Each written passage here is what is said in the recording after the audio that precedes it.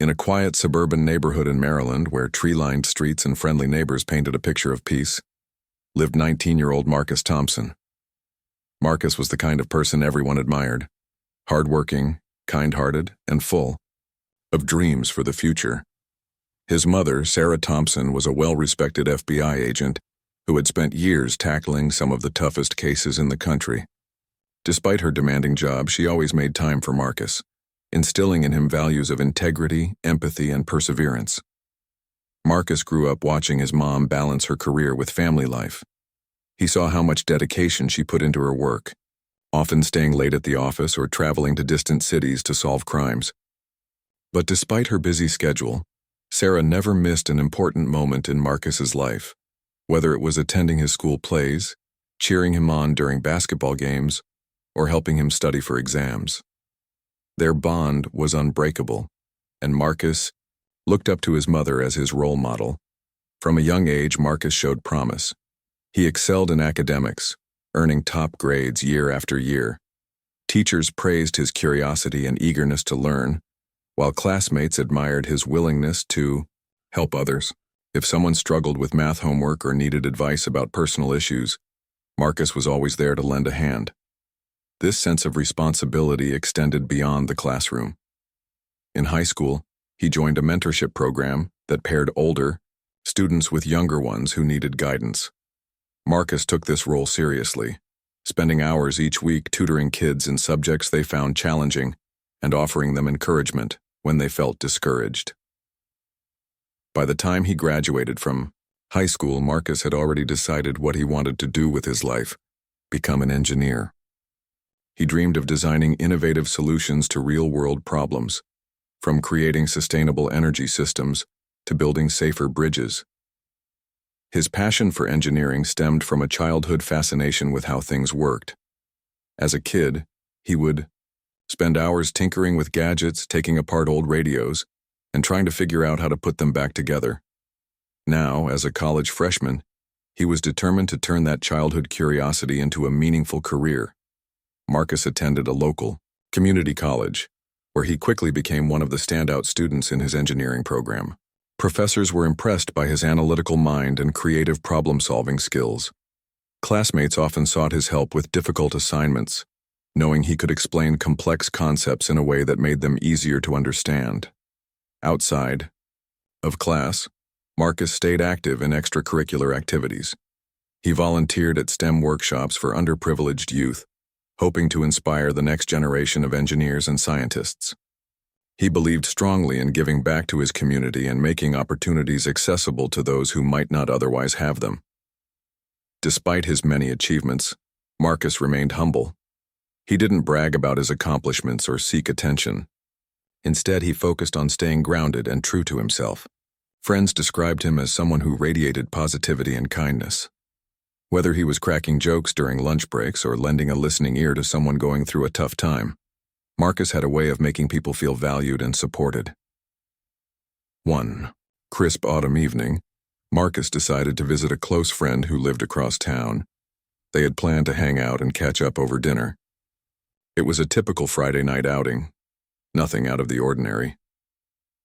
Before leaving home, Marcus hugged his mom goodbye, promising to be back before midnight.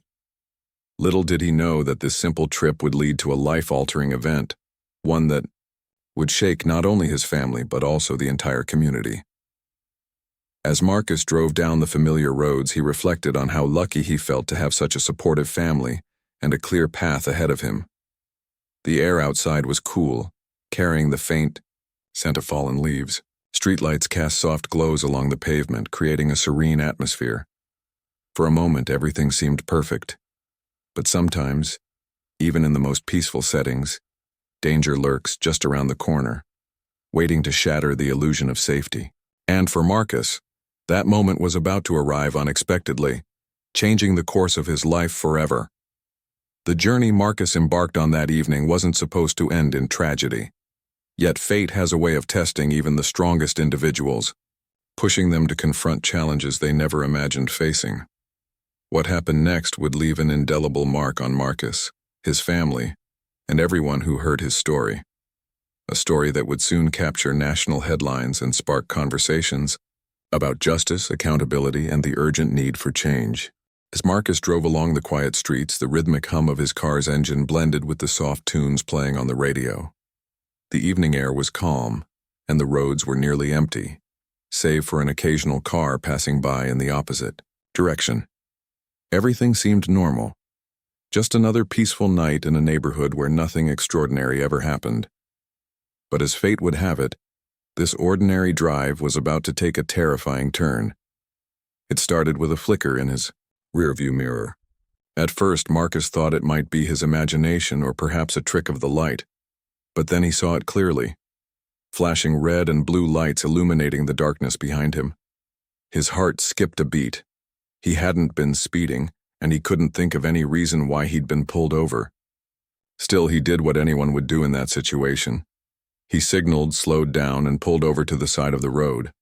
The tires crunched against the gravel as Marcus brought the car to a stop.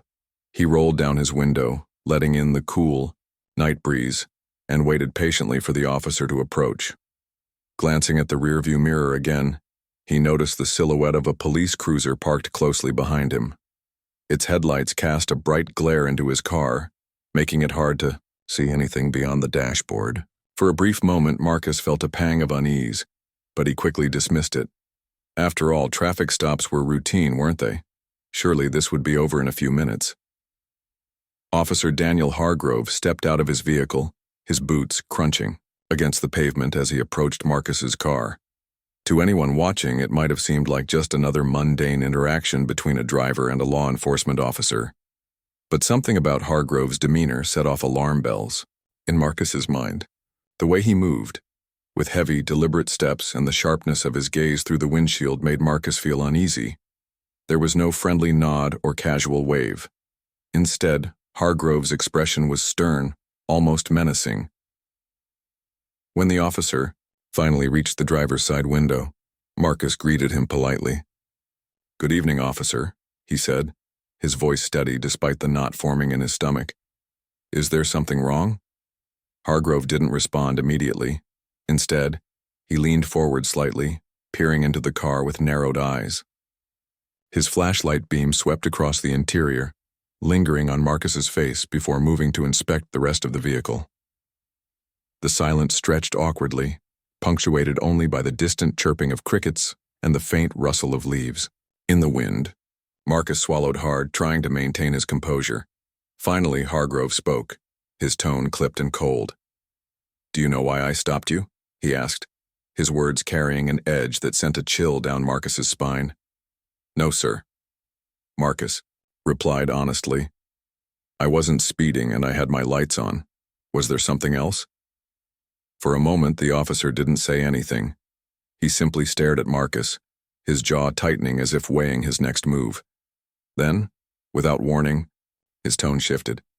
"You fit the description of someone we've been looking for," he said abruptly, though his explanation sounded vague and unconvincing. Marcus frowned, confused. "What description?" he asked cautiously. "I'm just heading home from visiting a friend." But Hargrove wasn't interested in explanations. Instead, he raised his voice, demanding that Marcus keep his hands visible and not make any sudden movements. The once calm atmosphere turned tense, charged with an invisible electricity that made Marcus's palms sweat. He followed the officer's instructions carefully, keeping his hands firmly on the steering wheel and speaking in measured tones to avoid escalating the situation. Witnesses who happened to be nearby later recounted hearing fragments of the exchange. Some reported seeing Hargrove shouting aggressively, his body language confrontational. Others described how Marcus appeared visibly shaken, but remained cooperative throughout. What none of them could have anticipated, however, was what came next. Without warning, Hargrove drew his weapon. The metallic click of the gun being cocked echoed loudly in the stillness of the night. Marcus froze, his mind struggling to process what was happening. "Please, officer," he stammered, panic creeping into his voice. "I haven't done anything wrong. Can we talk about this?" But Hargrove didn't lower his weapon. Instead, he barked more commands, his voice laced with anger and hostility. Witnesses recall hearing racial slurs hurled at Marcus, cutting through the air like daggers. It was clear now that this wasn't just a routine traffic stop. It had devolved into something far more sinister. Then, in a split second that felt like an eternity, shots rang out. 3 deafening blasts shattered the quiet night, each one reverberating through the surrounding area. Marcus slumped forward in his seat, blood seeping through his shirt as the impact of the bullets knocked the breath out of him. Time seemed to stand still, the world around him blurred, sounds fading into a distant hum as pain surged through his body. Hargrove stood frozen for a moment, his gun still raised, before holstering it and calling for backup. Panic spread among the witnesses who had gathered nearby.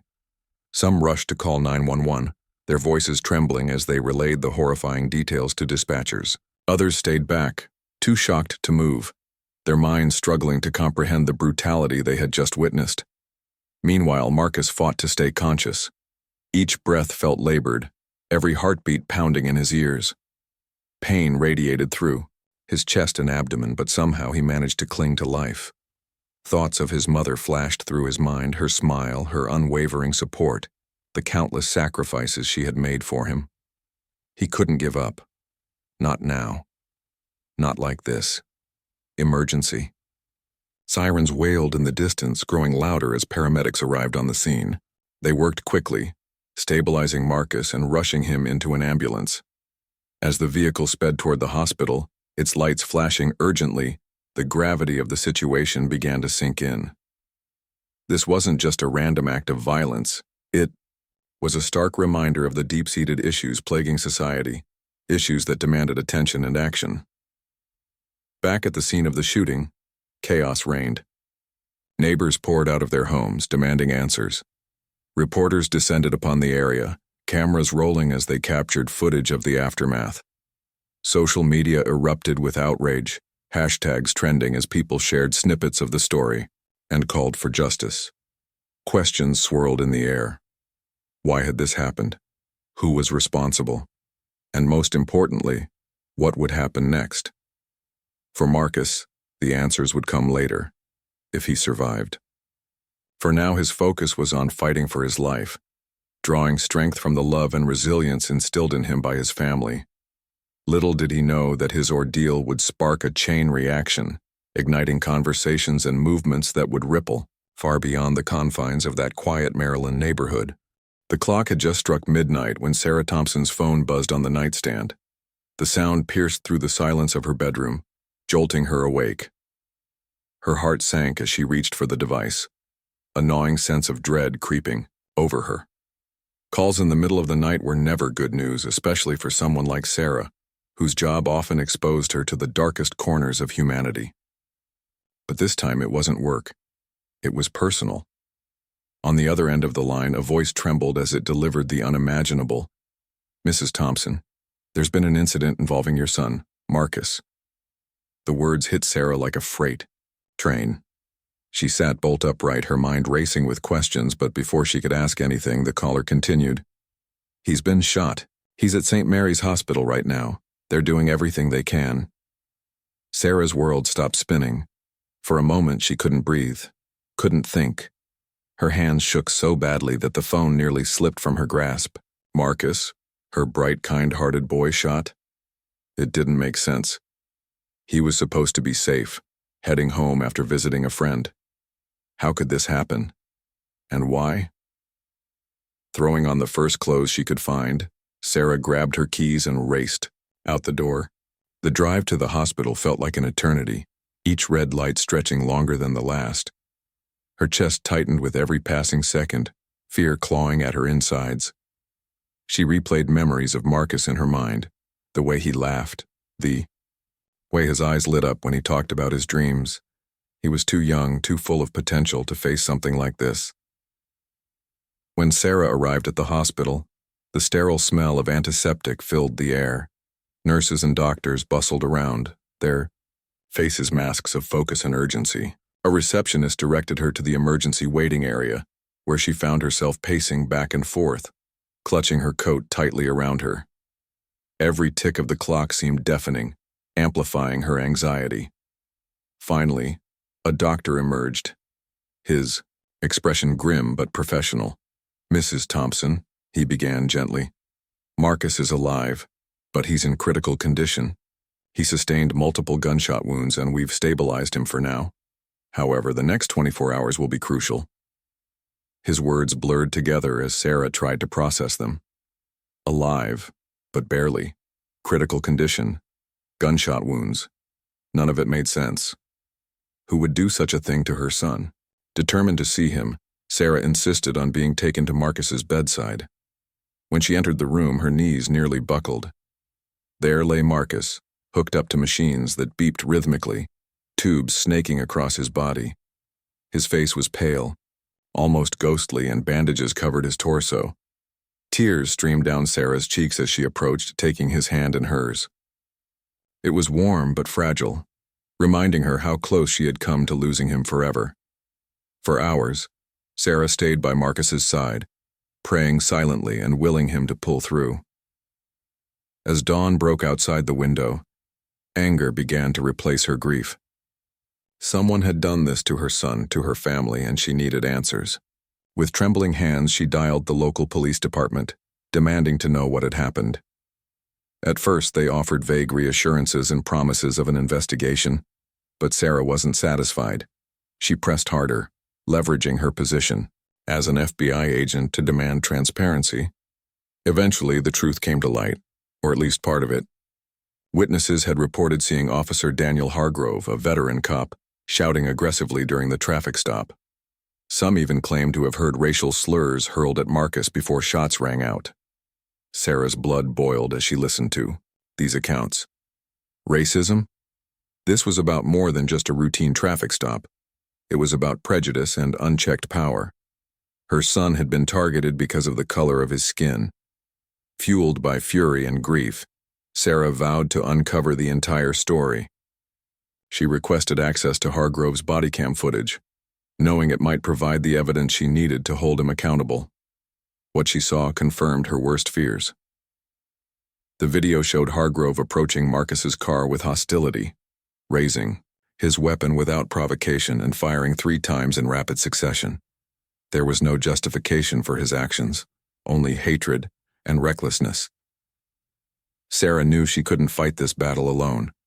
She reached out to civil rights attorneys, who specialized in cases of police misconduct, enlisting their help to ensure justice was served.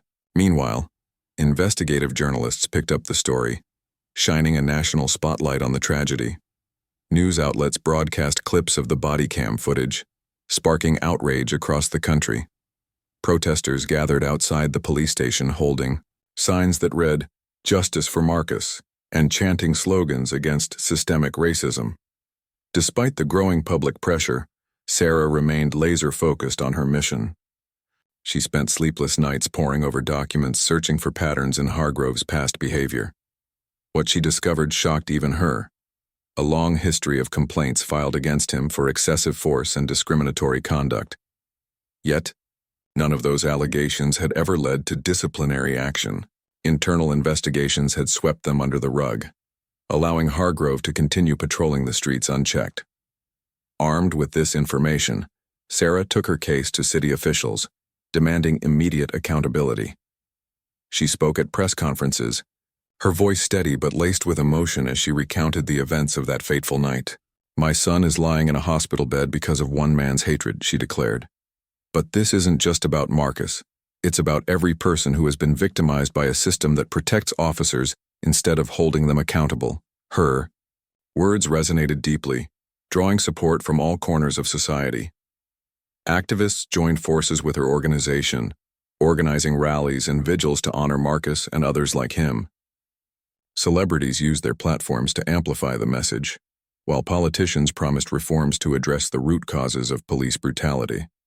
Slowly but surely, momentum built, transforming individual outrage into collective action. Through it all, Sarah refused to let despair consume her. Yes, she was angry. Yes, she was heartbroken. But she channeled those emotions into purpose, determined to turn her pain into progress. Each interview, each meeting, each conversation brought her closer to the justice Marcus deserved. Not just for him, but for everyone affected by similar injustices. As days turned into weeks, Marcus showed signs of improvement. Though his recovery would be long and arduous, his spirit remained unbroken.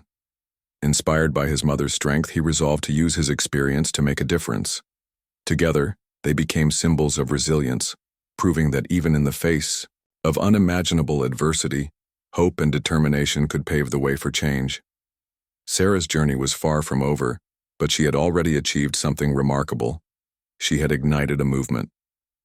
By refusing to stay silent, she forced people to confront uncomfortable truths about race, power, and accountability in America. And though the road ahead would be fraught with challenges, she walked it with unwavering resolve, driven by the belief that no parent should ever have to endure what she had endured. Sarah Thompson's determination to uncover the truth about Officer Daniel Hargrove's actions grew stronger with each passing day. She wasn't just fighting for her son anymore. She was fighting for justice on behalf of countless others who had suffered in silence. Her investigation into Hargrove's past became an obsession, consuming every waking moment. As an experienced FBI agent, she knew how to dig deep and connect the dots, but what she discovered shocked even her. It started with a simple request: access to internal police records related to Hargrove. At first, the department resisted, citing confidentiality and procedural hurdles. But Sarah refused to back down. Leveraging both her professional authority and public pressure, she eventually gained access to files that revealed a disturbing pattern. Complaint after complaint painted a clear picture of an officer whose behavior had gone unchecked for years. The first case dated back nearly a decade. A young black man named Jamal Carter had accused Hargrove of using excessive force during a routine traffic stop. According to Carter, Hargrove pulled him over without cause, searched his car without permission, and then slammed him onto the hood when he asked why he was being detained. The incident left Carter with a broken wrist and a lingering fear of law enforcement. When Carter filed a formal complaint, the police department dismissed it, claiming there was insufficient evidence to support his allegations. Another file detailed a similar incident involving a Latina woman named Rosa Mendez. During a neighborhood patrol, Hargrove allegedly shouted derogatory remarks at Mendez before handcuffing her for questioning. Witnesses reported hearing him use racial slurs, but no disciplinary action was taken against him. Instead, the report concluded that Mendez had been uncooperative, justifying Hargrove's aggressive tactics. As Sarah sifted through these documents, one thing became painfully clear. Hargrove had a history of targeting people of color, escalating minor situations into violent confrontations. Yet despite numerous complaints, nothing had ever stuck. Internal affairs investigations consistently ruled in his favor, often attributing incidents to miscommunication or necessary force. It was as if the system itself had conspired to protect him, shielding him from accountability while allowing his misconduct to continue unchecked. But Sarah didn't stop at official reports. She reached out to victims directly, seeking their stories and offering them a platform to share their experiences. Many were hesitant at first, fearing retaliation or doubting whether speaking out would make any difference. But Sarah's sincerity and the fact that she was going through the same nightmare they once faced convinced them to trust her. One such individual was Marcus Johnson, a father of two who had been stopped by Hargrove 5 years earlier. Johnson recounted how Hargrove had accused him of stealing a car that belonged to his cousin. Despite providing proof of ownership, Johnson said Hargrove refused to listen, instead berating him with insults and threatening arrest. He didn't care about the facts, Johnson told Sarah. All he saw was my skin color, and that was enough for him. Another victim, Elena Torres, broke down in tears as she described how Hargrove had humiliated her in front of her children during a domestic dispute call. Though she was the one seeking help, Hargrove treated her like a suspect, accusing her of lying and refusing to take her concerns seriously. I felt so powerless, Torres admitted, like I didn't matter because of where I came from. These testimonies added a human dimension to the cold statistics and bureaucratic language of the police reports. They reminded Sarah and everyone else paying attention that behind every complaint was a real person whose life had been impacted by Hargrove's actions. These weren't isolated incidents. They were part of a larger pattern of systemic racism, and abuse of power. To amplify these voices, Sarah collaborated with investigative journalists and civil rights organizations. Together, they compiled a comprehensive dossier detailing Hargrove's misconduct, complete with witness statements, video footage, and expert analysis. The document was shared widely, sparking outrage across social media platforms and news outlets. Hashtags like #Expose Hargrove and #End Police Brutality trended nationwide, drawing attention not only to Marcus's case but also to the broader issue of racial profiling within law enforcement. Public pressure mounted rapidly. Protesters gathered outside the police station holding signs that read "No more excuses" and "Accountability now." Community leaders demanded immediate action, calling for Hargrove's suspension and a thorough independent investigation. Even politicians, eager to align themselves with the growing movement, joined the chorus of condemnation.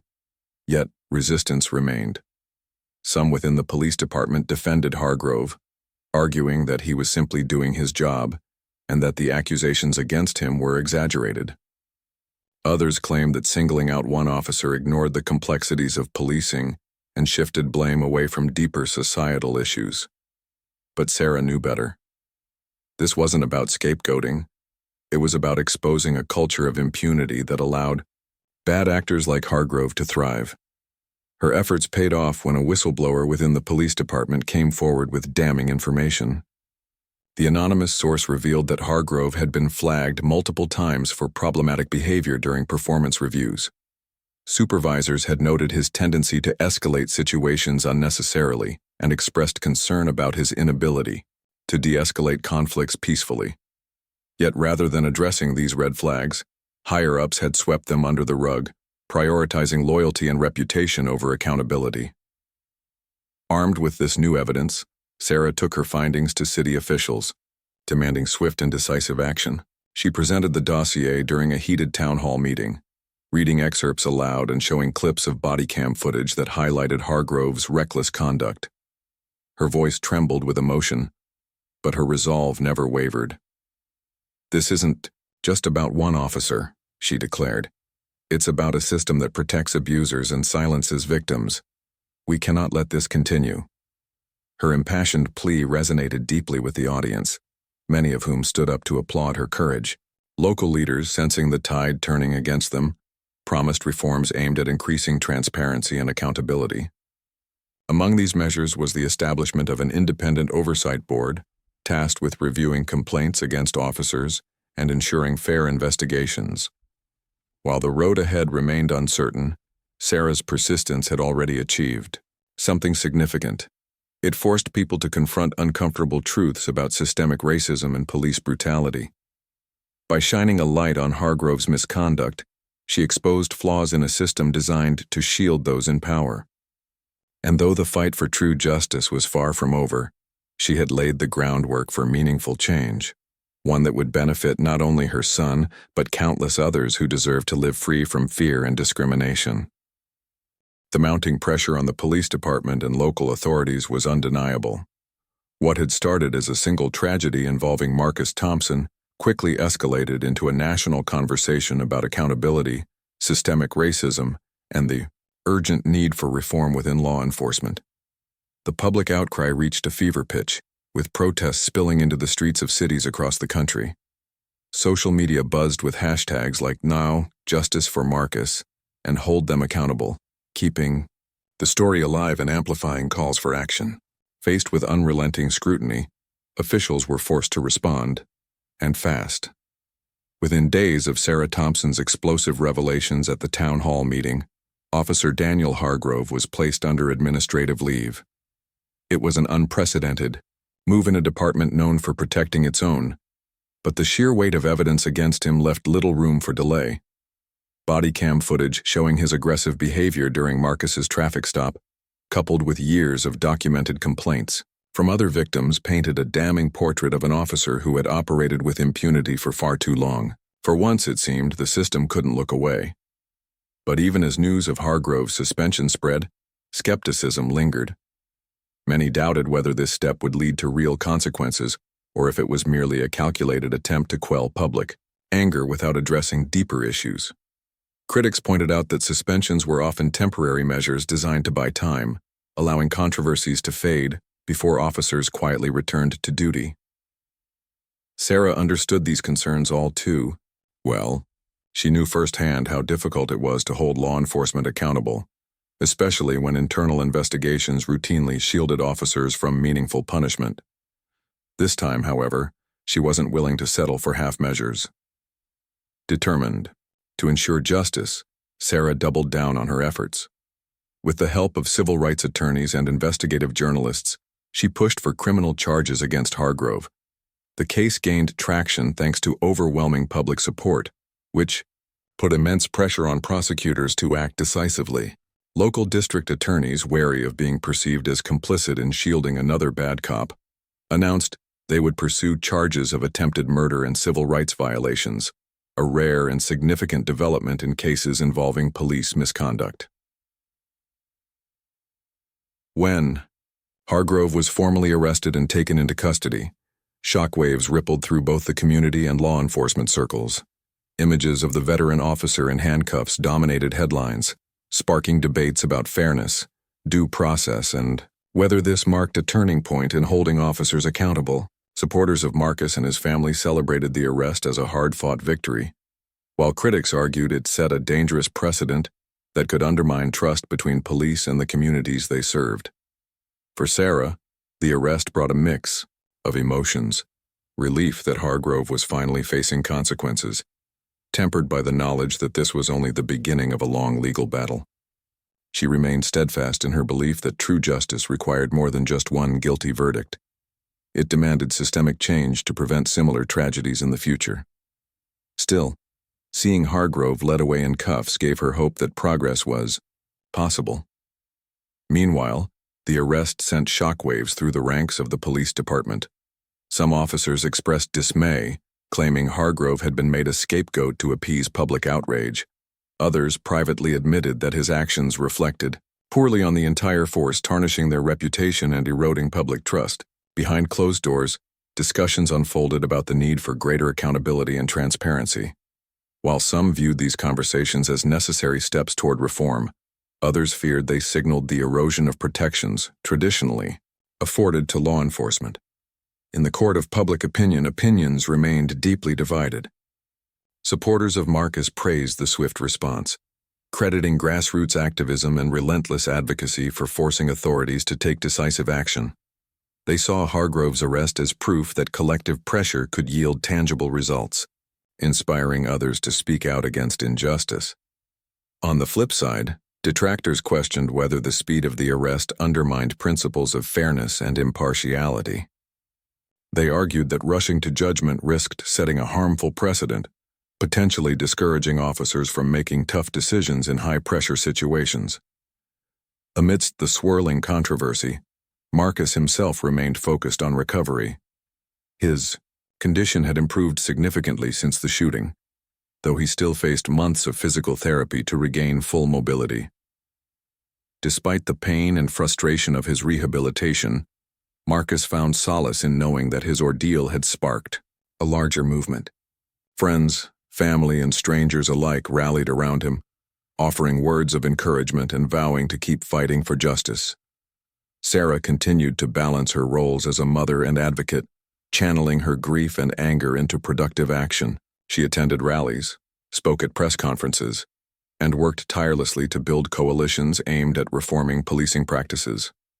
Her message resonated not only locally, but nationally, drawing attention from lawmakers and influential figures, eager to address the root causes of police brutality.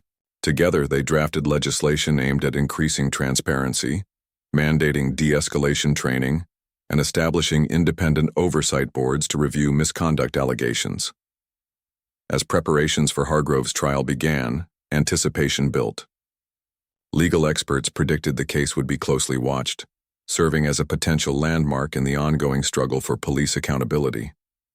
Prosecutors vowed to present a strong case, relying heavily on body cam footage, witness testimonies, and expert analysis to demonstrate Hargrove's culpability.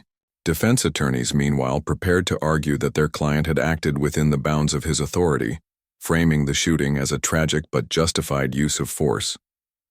For Sarah, the upcoming trial represented both a challenge and an opportunity.